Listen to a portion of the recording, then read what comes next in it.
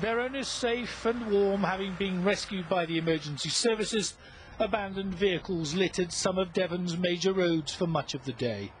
An assortment of tow trucks on standby to help those who couldn't help themselves.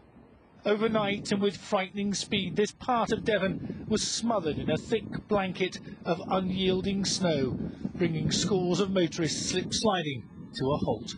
More than 200 vehicles and their occupants trapped in the freezing conditions. It was extremely dangerous. Lots of vehicles have actually slid off the road, visibility down to practically nothing, and people literally just had to stop where they were and wait to be rescued.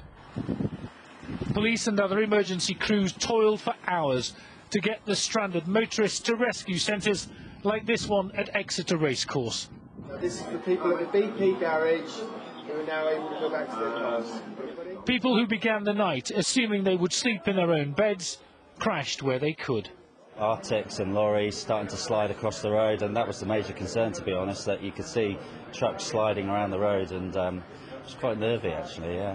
I've never seen anything like it. It was really, really bad. Others made the most of their unforeseen circumstances. These women and their friends didn't have to rely on the rescue centre. They were taken in by a couple who realised they needed more than just a push to get them going again. We got really lucky. As I say, this couple just took us in and gave us beds for the night, warm beds and everything. So we were like the 4 lucky ones, us and the other 2 girls.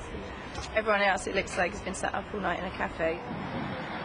Not everyone took up the offer of a night in a shelter. Truck drivers used to bedding down in their vehicles stayed in their cabs, waiting for the weather to break. Everybody seemed to muck in together and get it all sorted. The police, obviously, they were doing their best. The snow was too heavy. Rising daytime temperatures, tireless work from the gritting crews and sheer weight of traffic means that the main roads are now clear pretty much of all the snow.